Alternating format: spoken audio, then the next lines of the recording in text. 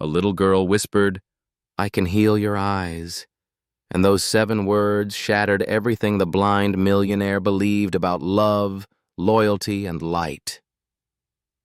Central Park West, New York City.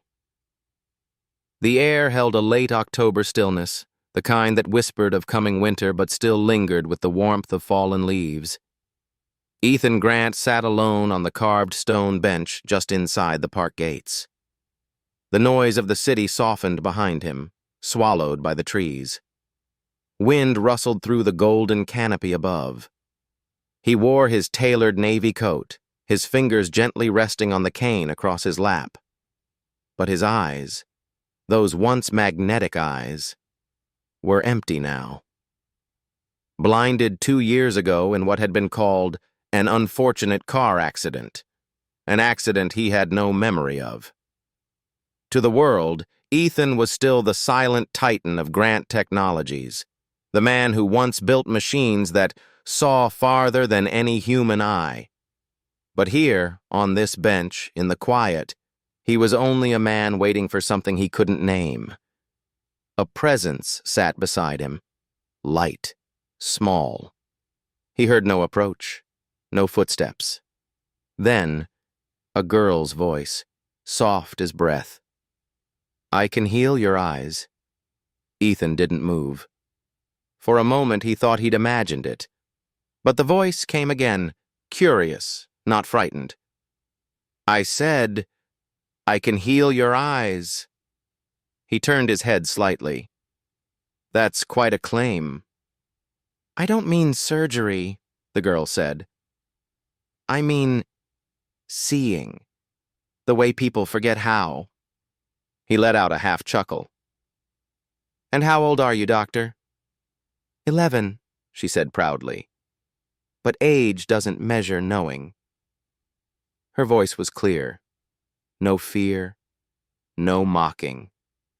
Just presence. He blinked, an old habit. "What's your name?" "Lily," he swallowed. "Do you always talk to strange men in the park, Lily?" She leaned closer, her warmth barely brushing his arm. "Only the ones who look like they're pretending not to cry." Ethan said nothing. The silence between them grew tender. "My mom used to sit here," Lily added after a beat. "Before she died. I'm sorry. She said people like you carry shadows in your chest. Heavy ones."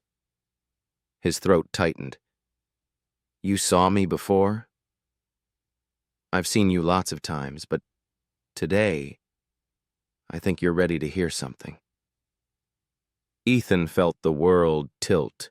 Her words were too precise to ignore. "And what am I supposed to hear?" She paused. Then she whispered, "The woman who brings you here, she's not who you think." Ethan's breath hitched. "What do you mean?" Lily didn't answer right away. Instead, she reached into her coat pocket. Something crinkled. She pressed a small object into his palm, a foil candy wrapper. "I found it yesterday, in the bushes by the path. Same brand your wife carries in her purse. But that doesn't matter, does it?" she said softly. "What matters is, she left it right where she thought no one would notice. Except someone like me." Ethan's mind raced. Candy? Trash? What was this girl saying? "She doesn't love you the way you think," Lily said. "And I think she didn't want you to see any more." A beat. Then Ethan laughed. Not a joyful laugh, but a sharp one. "You're a strange little girl." Lily didn't flinch. "Sometimes, strange people are just the ones who see what no one else dares to." He tilted his head toward her. "Why are you doing this?" Lily stood up slowly. "Because I used to think love meant silence. And then I learned it means truth." She started to walk away. "Wait. Lily?" She paused. Ethan's voice was quieter now. What do you want from me? She turned her face toward him, though he couldn't see it. I want you to start asking questions again, Mr. Grant, even if they hurt. Then she was gone. The wind returned. Behind him in the distance, Ethan heard Olivia's heels ticking against the stone path. Darling, her voice called, falsely warm. There you are. I've been looking everywhere. He said nothing as she touched his shoulder. But inside, something was moving. Something old, cold, and cracked, beginning to break open. The following afternoon, Ethan returned to the park. It had become habit over the past 2 years, his only taste of solitude without Olivia hovering, correcting, redirecting. But today was different. Today, he listened harder. Every shuffle of gravel, every crunch of leaves, every voice that didn't speak. She was there before he could sit. Bench is still warm from yesterday, Lily said. Ethan smiled faintly. Do you always announce your presence like a cat? I announce it like a truth, she replied, climbing up beside him. Cats sneak. I reveal. He chuckled. He wasn't sure if it was amusement or nerves. Lily smelled faintly of chalk dust and cinnamon. She wore the same faded yellow coat, 2 sizes too big, sleeves rolled. Do you go to school? He asked. Sometimes, she said, but learning's easier when you're not being told what not to ask. Ethan raised an eyebrow. And what have you learned today? That truth makes people uncomfortable, she said, especially when it's quiet. He waited. Then Lily leaned in. You didn't sleep last night. How do you know? You're blinking slower. Your jaw's tighter. And there's a crease between your eyebrows that wasn't there before. He turned toward her, half in awe. You read people like books. No, she said, voice softer. I read people like music. Some are sharp, some go flat, but you... She paused. You're off-tempo. Ethan exhaled, long and quiet. Tell me what you meant yesterday. About Olivia. Lily didn't answer right away. She took a candy from her coat and unwrapped it with slow fingers. She uses her right hand when she lies, she said. He froze. I watched her, on the phone, with a man who wasn't you, talking about making sure the papers were signed before the year ends. Then she said your name like it was something rotten in her mouth. Ethan felt his stomach churn. You're a child. How would you even... Because I live here, she said, gesturing vaguely. This is my playground, my classroom, my everything. You learn a lot when no one notices you're around. He turned his face forward, but she knew he wasn't looking, only listening, inside and out. She doesn't push your wheelchair because she loves you, Lily continued. She does it because it makes her look like she loves you. I'm not in a wheelchair. Not yet, Lily whispered. But she's counting on it. Slowly. Silence fell again. Birds chirped somewhere behind the hedges. Ethan clenched the cane on his lap. I didn't want to believe it, he said. You're not supposed to, Lily answered. Belief is the last defense of the heart. He looked down. And what do you want me to do? Walk into my house and accuse my wife of trying to blind me on purpose? No, Lily said gently. I want you to start listening to the parts of you that still scream something's wrong. Ethan sat still. Then, why you? Lily tilted her head. Why me what? Why are you doing this for me? She hesitated. My mom was with a man like that, she said at last. Smiling outside, poison inside. She never saw it until it was too late. He felt something shift in the girl. Her voice carried pain, real, carved pain, older than it should be. "What happened to her?" he asked softly. "She died trying to leave," Lily said. Ethan's throat closed. "And you?" he asked. "I became good at seeing people's shadows before they touched me." He was quiet for a long time. Finally, Ethan said, "You said you can heal my eyes." "I said I can help you see." "Same thing?" "No," Lily said. "One is about vision. The other is about truth." Ethan leaned forward. "And what if I'm not ready for the truth?" "Then I'll wait," Lily said simply. "But truth doesn't wait forever." She reached into her pocket again. This time she handed him something heavier, smooth, cold, a metal, worn but shining. He ran his fingers over the edges. "It's St. Lucy," she said. "The patron saint of the blind." He smiled bitterly. "You giving me a miracle?" "No," she said. "I'm giving you a map. The miracle is yours to find." He held it carefully. "Do you have a place to go?" he asked suddenly. Lily stood. "Always."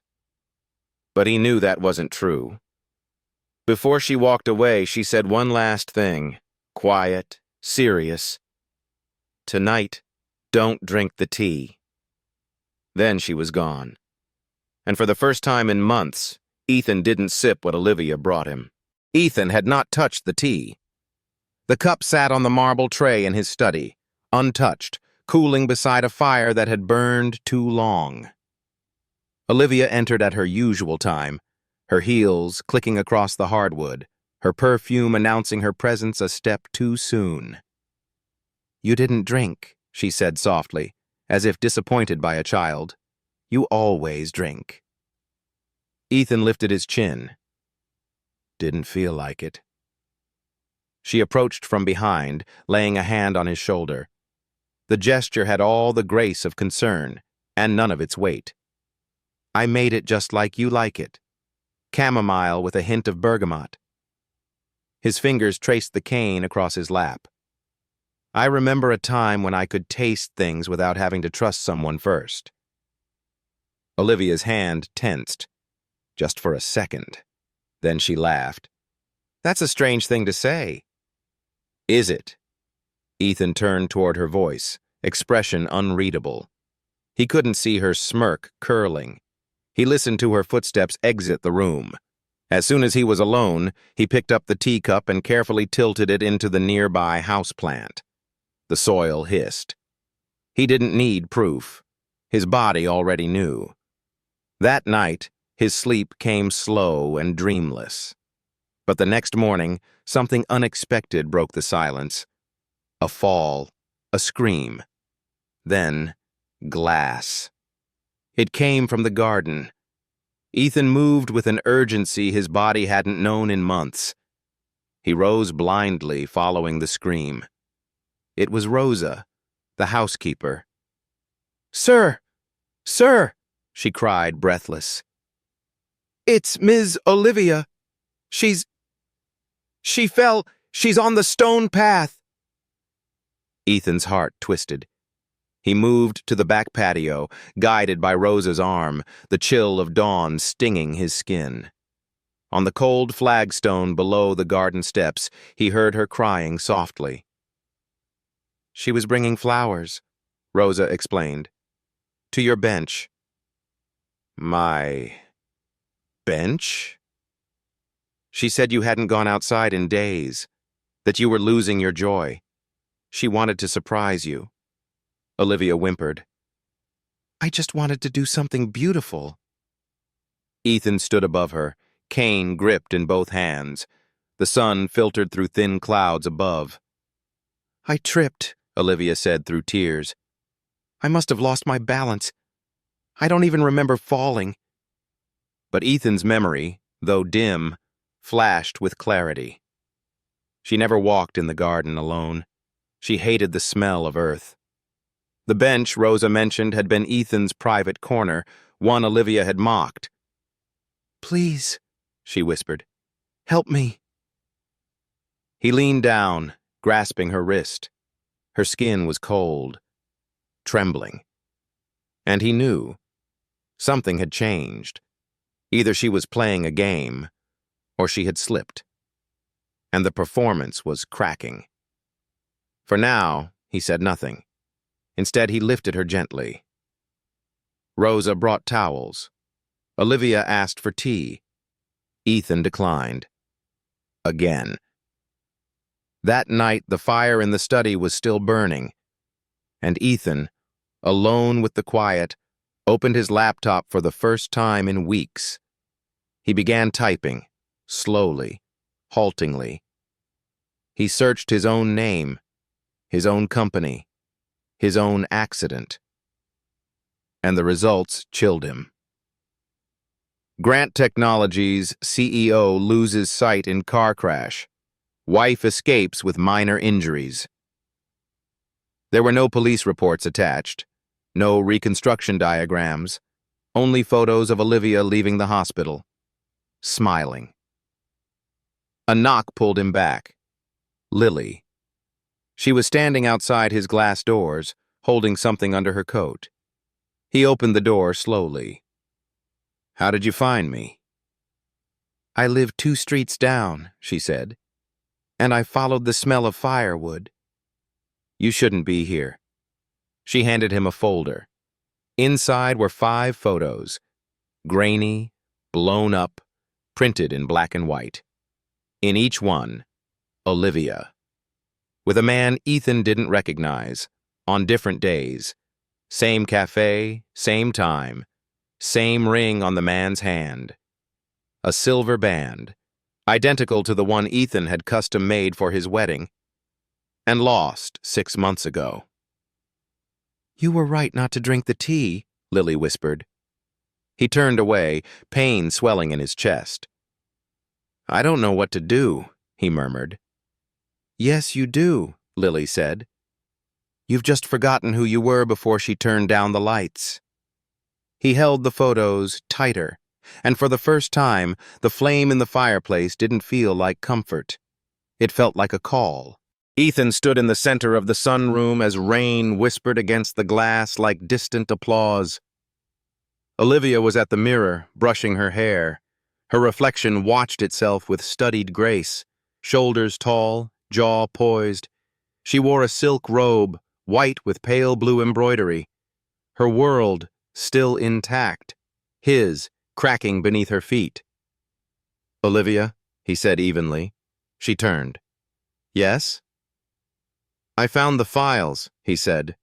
"The medical ones. From the accident." A beat passed. "Oh?" she asked, tone carefully neutral. "I didn't know you were still curious." "I'm blind," Ethan replied. "Not dead." She laughed, a high, breathy sound. "Darling, you always hated those reports. The charts, the numbers. You told me once that the only thing you needed to know was that I was okay." He took a step forward. "I also said I didn't remember the crash." Another step, rain tapping louder. "But the more I forget," he said, "the more I notice the things you remember for me." Olivia's reflection faltered. "I read your signature on the consent forms," he continued. "Do you know what they said?" Her voice dropped. "No." "That you opted out of a second evaluation. That you declined further neurological imaging." "I was protecting you." "No," he said. "You were protecting something else." Olivia turned from the mirror. Her face was composed, but her hands trembled slightly at her sides. "I devoted 2 years of my life to your recovery. You controlled every moment of it. You needed me." Ethan tilted his head. "Or you needed me weak."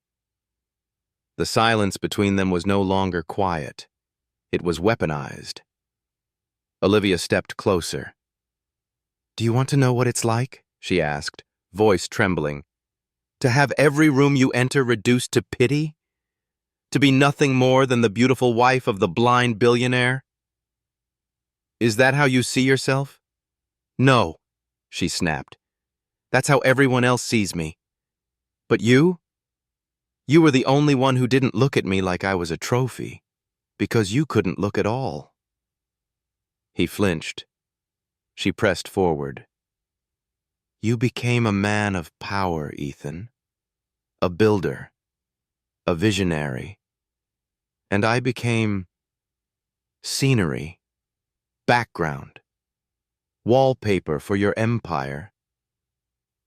And so, he said, voice low, you made sure I couldn't see anything, not the world, not the betrayal. Tears sparked in her eyes. I wanted to be someone, not just Mrs. Grant. I wanted to build something too. You could have built it with me. I tried, she cried. But you never listened. You never saw me. I do now, Ethan said. And suddenly, all pretense dropped. Olivia's voice hardened. You think that girl, Lily, isn't playing you too? Ethan froze. She came out of nowhere, Olivia hissed. She worms her way into your thoughts, into your peace, and suddenly you're chasing shadows. She told me not to drink the tea, Ethan said. Olivia's eyes flared. You don't know what's best for you anymore, she snapped. And you do? I've always known, she said. That's what love is. No, Ethan whispered. That's what control is. Her hands clenched. You think you can just leave? Start over? You have no one but me. He smiled faintly. That used to be true. And then he turned. She grabbed his arm, hard. I won't let you destroy what we have. He leaned in, voice quiet as thunder. Then I'll build something better.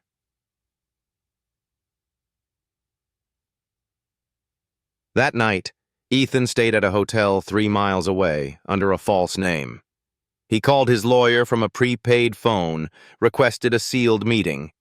Then he met with a retired ophthalmologist in Pasadena who agreed to reevaluate his condition. You may not be permanently blind, the doctor said. There's a chance, a narrow one, but real. Ethan's fingers gripped the armrest. He breathed. A chance. As he returned to the hotel, there was a knock on his door. He opened it slowly. Lily stood there, soaking wet, clutching a bag of art supplies and a pack of crackers. How did you find me? You have a very distinct cane, she said. And you smell like cedar. You tracked me? She shrugged. You needed company.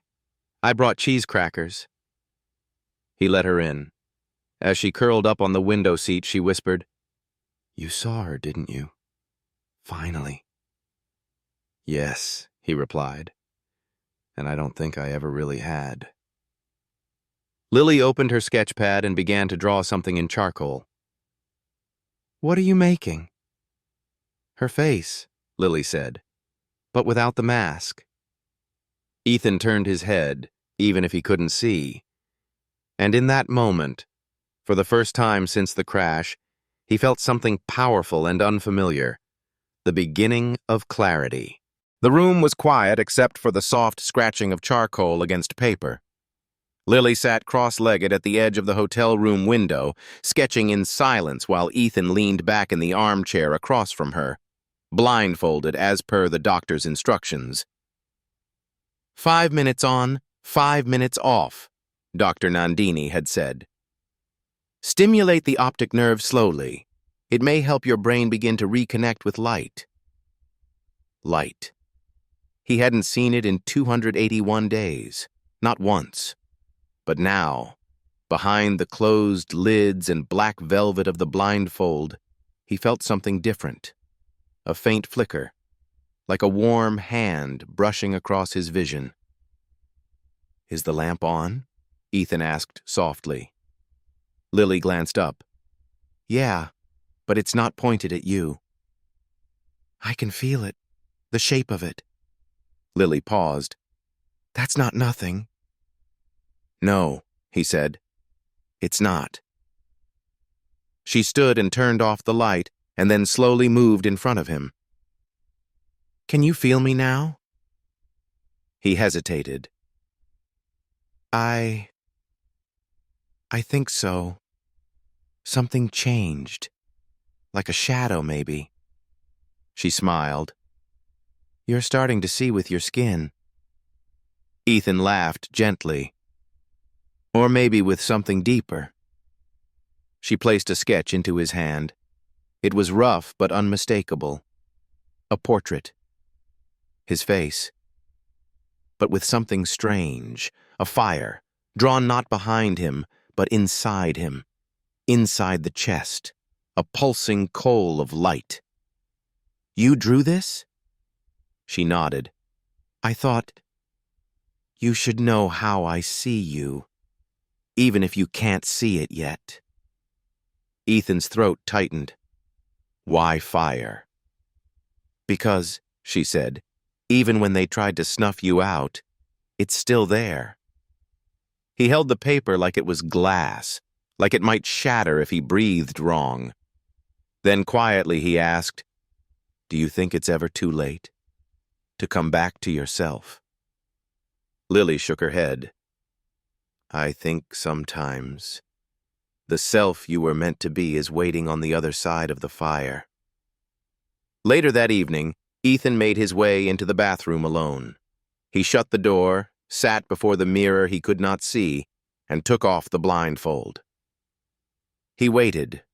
1 breath, 2. And then a flicker. So faint, it might have been imagined, but no less real. A pulse of something behind the gray, a thread of warmth where darkness had reigned. It startled him, not because it was bright, but because it felt like a memory. Light, he realized, has a texture. The next morning, Ethan asked Lily if she'd walk him to his old company headquarters. "You sure?" she asked. "No," he admitted. "But I'm not going to wait until I'm sure. I've done enough of that." They took a car downtown. Ethan wore sunglasses and a gray coat, his hair tied back for the first time in weeks. When they entered the lobby, everything smelled the same. Citrus polish, fresh espresso, faint ozone from the digital displays. But it was Lily who noticed first. "She's here," Lily whispered. Ethan paused. "Olivia?" Lily nodded. "She's walking toward us. Don't say anything yet." He stood still, letting the sound of footsteps come closer. "Well," came Olivia's voice, silk-wrapped and sharpened. "Look who crawled out of hiding." Ethan turned toward her slowly. "I didn't crawl. I walked." "To what end? Drama? Closure? A last performance before you disappear for good?" "No," he said. "To remind myself of what power feels like." Olivia chuckled. "Please, you're a blind man with a child spy." Lily's jaw tensed, but she didn't speak. Ethan smiled. "And yet, I seem to see more than you do." She narrowed her eyes. He continued, "I know about the offshore accounts, about the proxy votes, about the way you used my name to sign the expansion deals I never authorized." Her face paled just slightly. "I gave you everything," she hissed.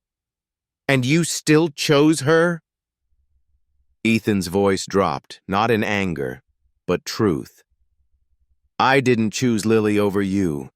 I chose truth over illusion. And that decision saved my life." A long silence.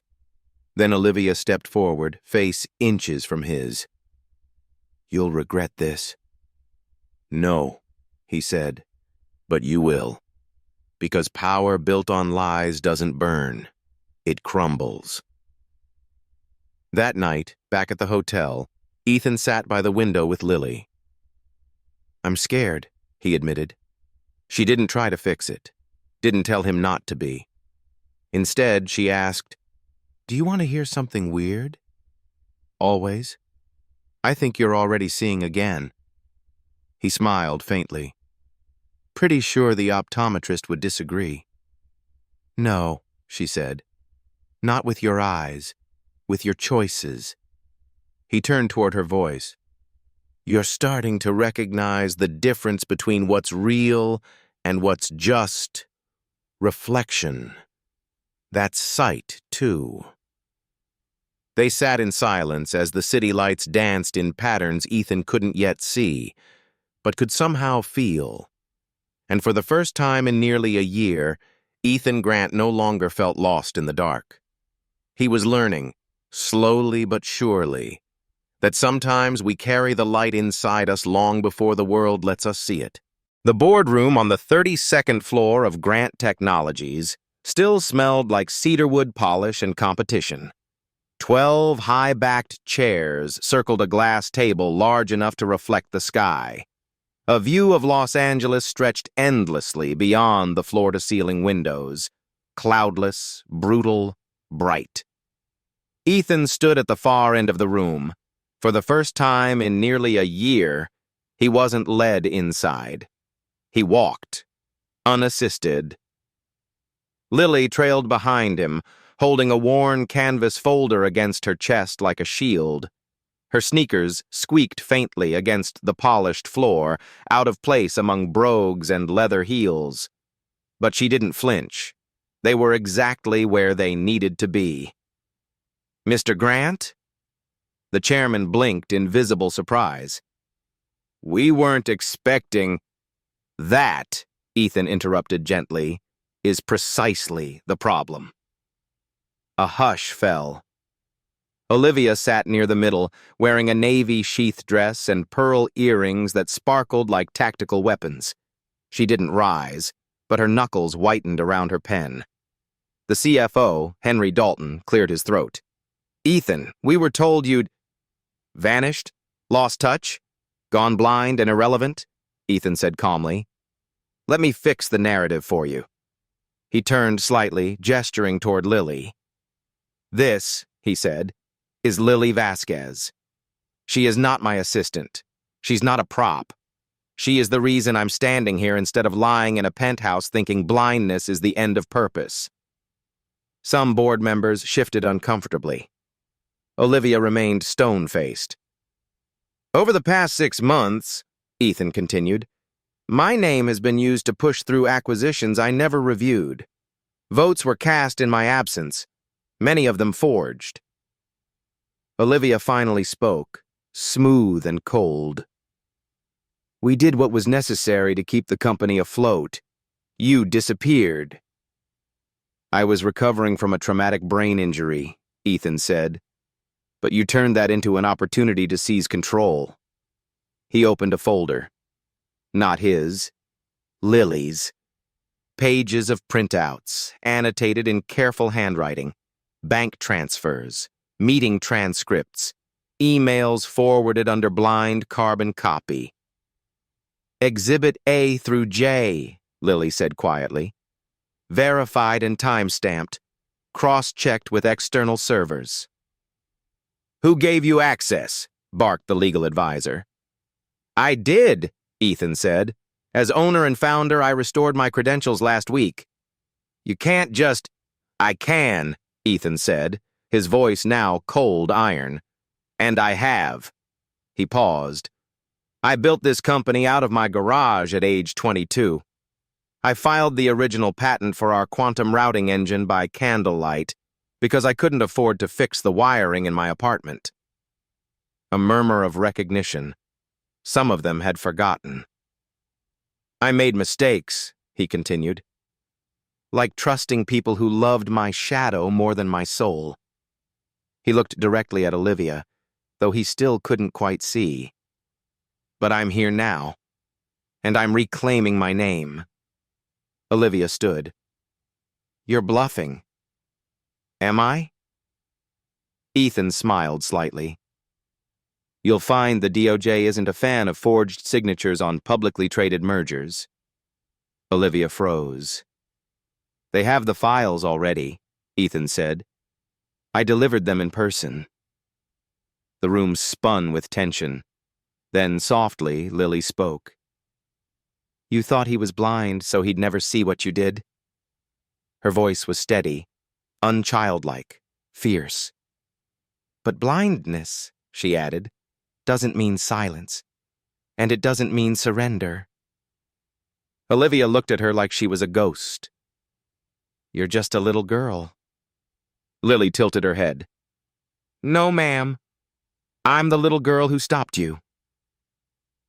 40 minutes later, the board voted unanimously to reinstate Ethan's full executive authority. Olivia resigned. She didn't speak a word as she left. Only her heels echoed through the hallway, slower than usual. Heavier, as if the weight of unmasking had finally found her. That evening, Ethan and Lily sat on a bench outside the Getty Center, overlooking the sun as it melted into the Pacific. I'm not sure what I feel, Ethan admitted. Relief? Grief? Something in between? You let truth speak, Lily said. That's never wrong. He turned toward her. I still can't see your face. Not really. She smiled. But I can feel your light, he whispered. And that's enough for now. The breeze moved gently around them, like a silent applause only the heart could hear. Above the city, Ethan didn't feel like a fallen king anymore. He felt like a man beginning again. And beside him sat the fiercest truth-teller he'd ever met. The reckoning was over. Now came the rebuilding. The days after Olivia's resignation unfolded with unnerving stillness. No scandal erupted. No headline screamed betrayal. In the curated world of billion-dollar tech empires, silence was strategy. Olivia's exit was written off as a mutual divergence of vision. The board had already begun wiping fingerprints from the crime scene. But Ethan had stopped looking for noise. He was listening now, with deeper ears, with the part of himself that had been forged in darkness. The world didn't need his vision anymore. It needed his insight. Ethan sat at the piano in his Pasadena home, fingers gliding softly across the keys. He couldn't read music. Not anymore. But Lily had placed braille markers along certain notes, and she'd insisted, play what your hands remember, not what your eyes once told you.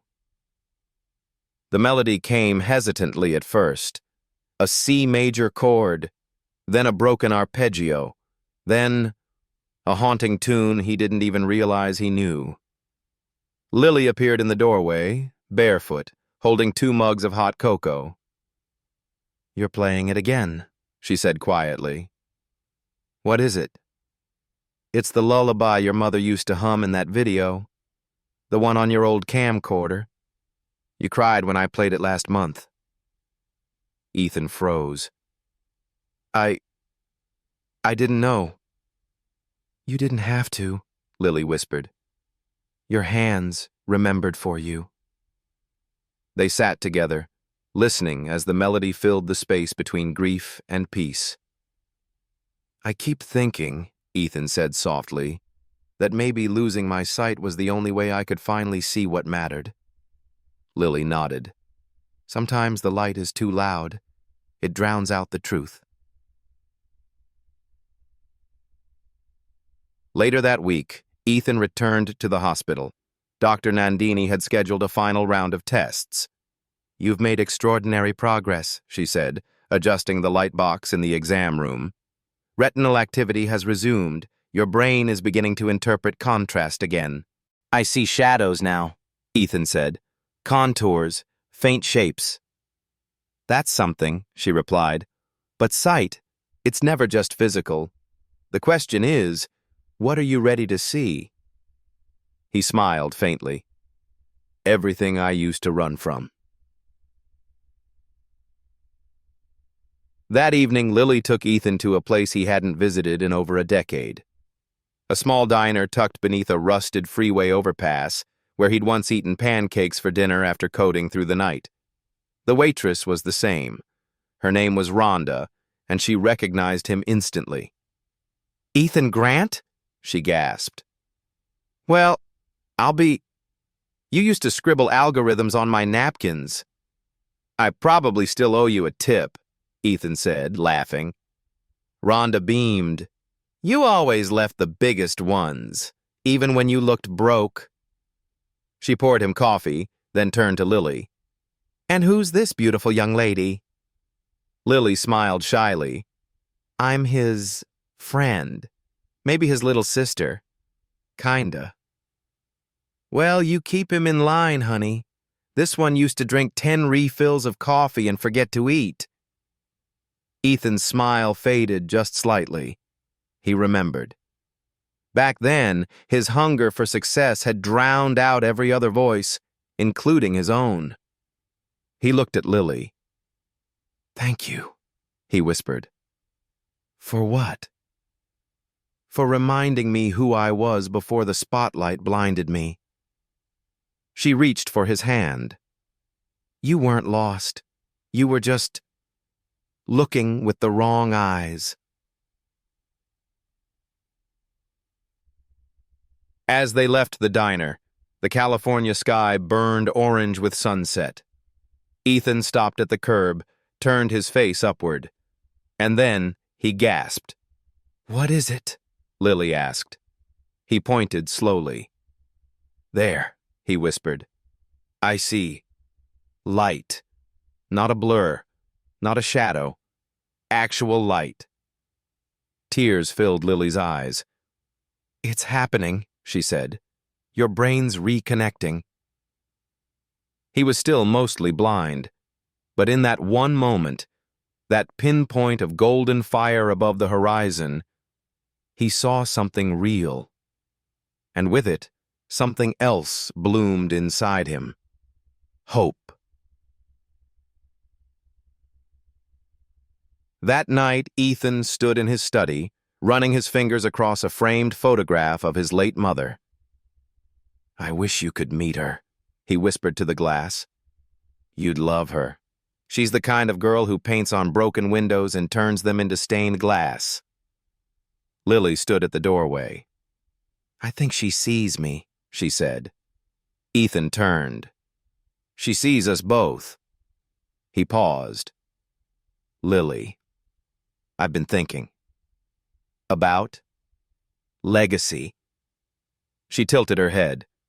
"I've spent years building something I thought was for the world, but maybe it was only for my ego. Now I want to build something else, something real." Lily walked closer. "What kind of something?" He took a breath. "A foundation. For kids like you, like I once was. Lost, brilliant, overlooked. A place where they can grow into who they already are, without needing to prove it to anyone."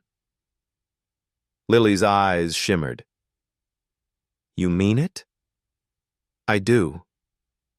She stepped forward and rested her forehead against his chest. "I'll help you," she whispered. "I know."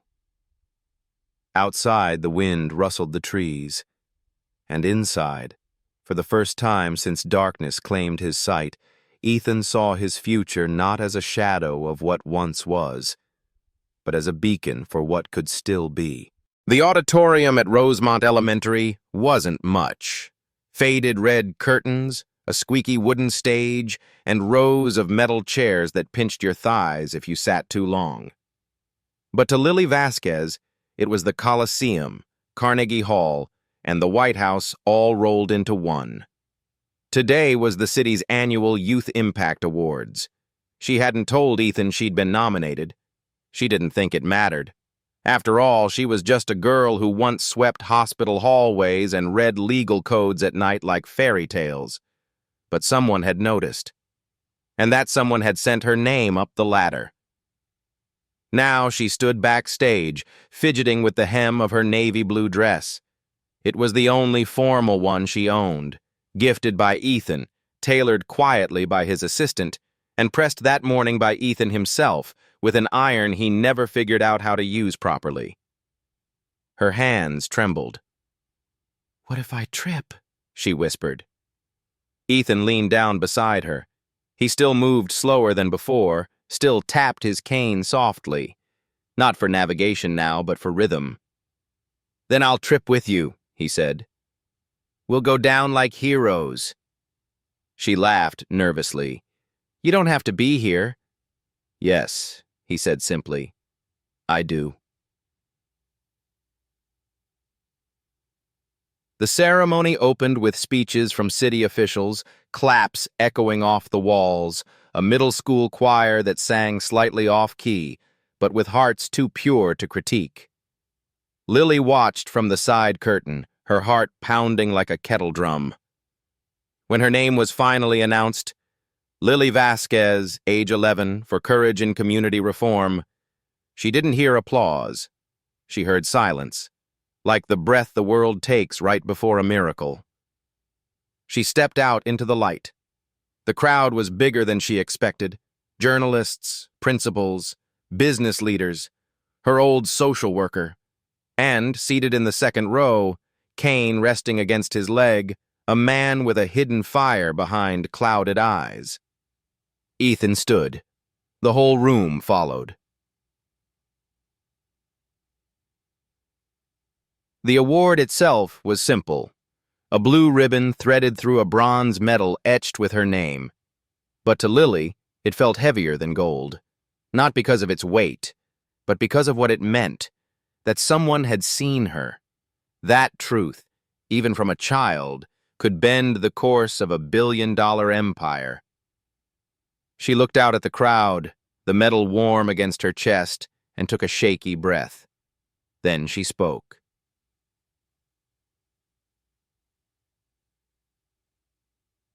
"I never thought I'd be here," she began. "I used to think courage belonged to people in suits, or people on TV, or people who already had medals." Laughter rippled gently. "But then I met someone who couldn't see, and still saw the best in me." She looked at Ethan. "And he taught me something. That sometimes, courage is just telling the truth when no one expects it from you." The room fell silent. "But here's what I've learned. People listen when truth has a heart." A hush followed. And then, thunderous applause. But Ethan didn't clap. He wept. Later, on the steps outside the auditorium, Lily held the medal between her fingers. "It doesn't feel real," she whispered. Ethan knelt beside her, not minding the concrete. "It's real," he said, "because you are." She looked up. "I used to think I was just a story no one finished writing." He smiled. "That's what most geniuses feel like at your age." "And now?" "Now," he said softly, "you're writing everyone else's ending better." That evening, Ethan surprised her with a visit to her old foster home, but this time, not to drop off donations or legal paperwork. He had something else. The ribbon and the medal were duplicated with the city's permission. And in the small living room of a place that smelled like boiled pasta and crayons, Ethan knelt in front of a 6-year-old boy named Mateo, one of the quiet ones, always hiding behind a couch when guests visited.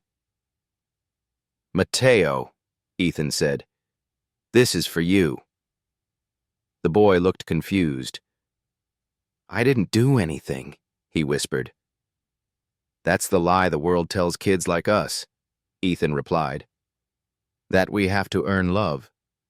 That we have to prove we matter." He placed the ribbon around Mateo's neck. "But sometimes," he said, "just surviving is heroic enough." As they left, Lily glanced up at the night sky. No stars, just haze and city light. Still, she smiled, because sometimes the brightest things couldn't be seen, only felt.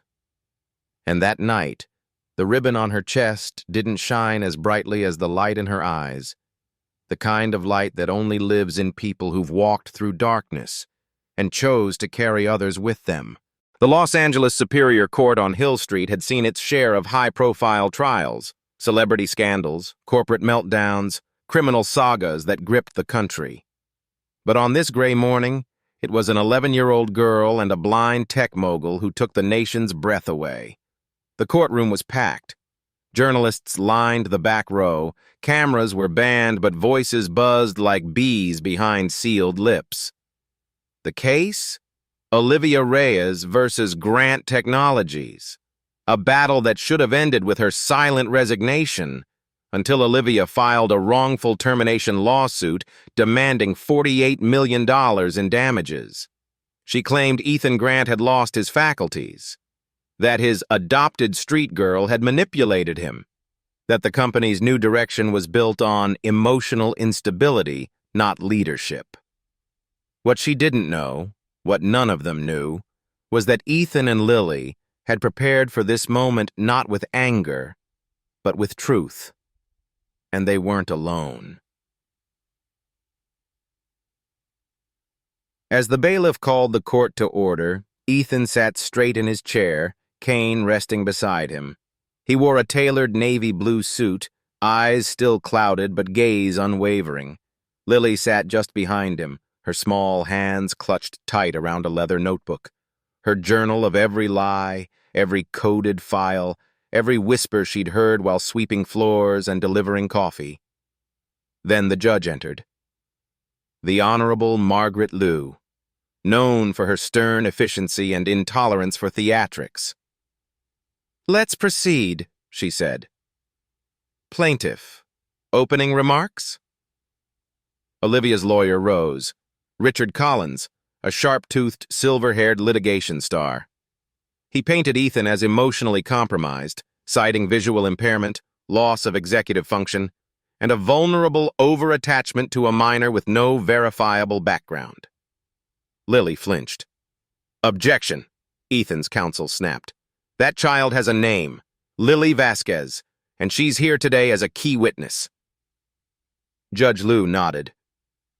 "Sustained. Let's refrain from dehumanizing anyone, Mr. Collins." But Olivia's smirk didn't waver. The defense's turn came. They brought forward digital evidence, emails Olivia sent plotting a merger with foreign interests Ethan had previously rejected, financial records, NDA violations, but none of it felt as powerful as what came next. Ethan stood, without notes, without sight, with only memory. "Your Honor," he said, voice firm, "I built this company not to chase profit, but to solve problems. I lost my sight in the process, but I found something more important. Clarity.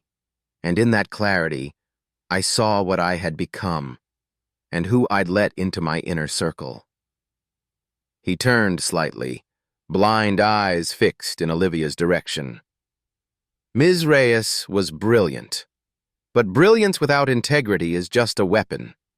She used my trust, my grief, and yes, my blindness, to orchestrate something I can only call betrayal.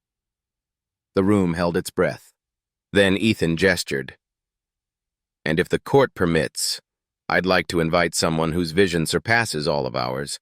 Someone who, despite her age, revealed what the rest of us were too proud or too scared to see. Lily stepped forward, notebook in hand. She took the stand, feet barely touching the floor. "I don't have a law degree," she began. "But I do have ears, and I remember what people say when they think a little girl isn't listening." She opened the notebook and read, word for word, secret meetings, timestamps, company names. Cross-verified with recorded data Ethan's team had unearthed once the suspicion began. Her memory was surgical, unshakable. Richard Collins tried to interrupt, but Lily stood her ground. "I'm not the reason Mr. Grant changed," she said. "I'm just the reminder of why he had to." Silence. Then Judge Liu leaned forward. "Is this your handwriting, Ms. Vasquez?" "Yes, ma'am." "You have no formal training in corporate law?" "No." "Then how did you know what to write?" She smiled faintly. "Because truth doesn't need training, just someone brave enough to speak it." The jury deliberated for less than 4 hours. Verdict: in favor of Ethan Grant. All claims dismissed. A countersuit opened against Olivia Reyes for breach of fiduciary duty. As the courtroom emptied, reporters surged toward Ethan. He said nothing. Instead, he reached for Lily's hand. She squeezed his back. But something else was happening in that courtroom. In the back row, where spectators had sat unnoticed, a man in his late 30s stood quietly, staring at Lily. Worn jeans, calloused hands, a face like hers. Ethan noticed him through a flicker of returning contrast. "Do you know that man?" he asked Lily. She turned and froze, her lips parted, eyes wide. That's Mateo Vasquez," she whispered. "My father." They met outside the courthouse. He had tears on his cheeks before he said a word. "I thought you were gone," he choked. "After your mom died, I didn't know how to raise you. I was young and stupid, and I thought maybe you'd be better off in the system." Lily didn't speak. Not yet. He pulled a chain from his neck. A tiny photo pendant, her at age 4. "I wore this every day, just in case." She stared at the photo, then back at him, and finally said, "I'm not mad, but I don't know if I'm ready." He nodded. "You don't have to be. I just wanted you to know I'm still here."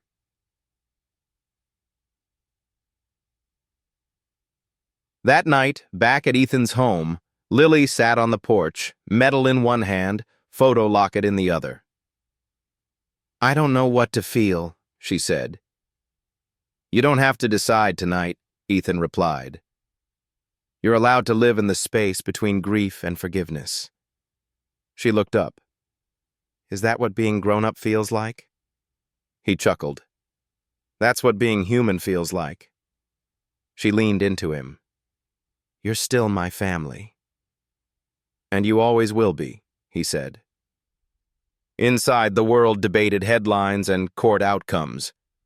But outside, under the California stars, one girl, one man, and one slowly returning father rewrote the meaning of justice.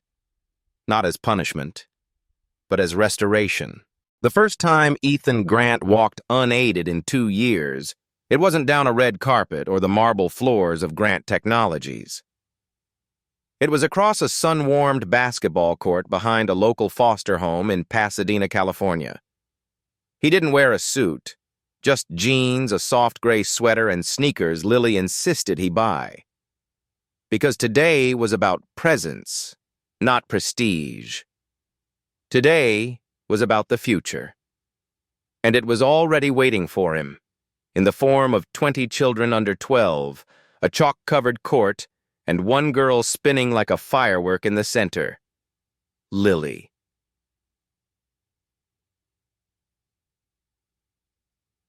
The sun kissed her shoulders as she chased a paper kite through the wind.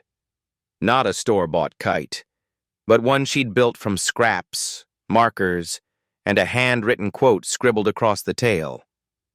Light isn't what you see, it's what you carry. It had become her motto. And Ethan's too. Because healing hadn't come in the courtroom or the eye clinic. It came slowly, in mornings with tea instead of deadlines, in bedtime questions that had no answers, in the laughter of a girl who used to sleep with her shoes on, just in case she had to run again.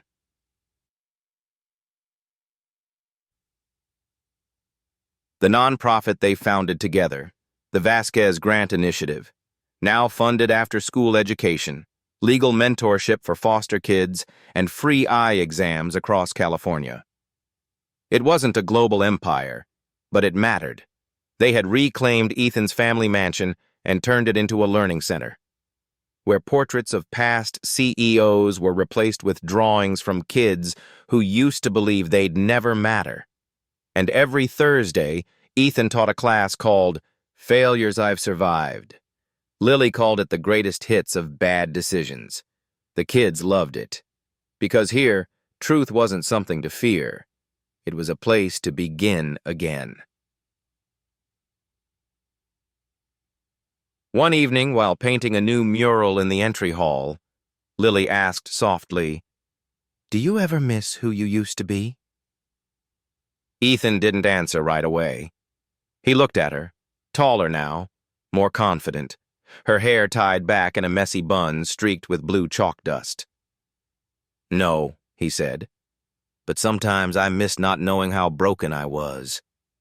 She paused. "Isn't it better to know?" He smiled. "It's better to heal." And she nodded. Because healing wasn't the finish line.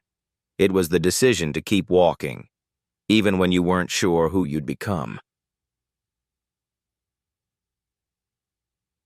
A month later, during the first annual Youth Advocacy Gala, Lily stepped onto the stage again. No longer a child witness, but a founder, a leader, a light. Ethan introduced her with only one line. "She saved my life, not by giving me back my eyes, but by teaching me how to see." She walked to the microphone, a little steadier now. "You don't need to be powerful to change something," she said. "You just need to speak, even if your voice shakes, even if no one's listening, because one day, someone will." She paused. "And if you're lucky, they'll speak back." Applause erupted, and among the crowd was a man in flannel, Mateo Vasquez, who now volunteered at the center twice a week, fixing bikes and baking bread with the younger kids. Lily had let him in, not with fireworks, but with time. Because forgiveness is quiet, and love, once lost, can still be found. Not in grand gestures, but in small daily choices. That night, as they locked the center doors, Ethan held up the old kite Lily had flown months ago. It was torn now, worn from wind, but still beautiful. "You think it'll fly again?" he asked. She took it gently, eyes soft. "No," she whispered, then smiled. "But maybe it doesn't have to." And she placed it on the wall beside the mural, a mosaic of faces, hands, and one line in gold. Light carries on. Not because we chase it, but because we become it.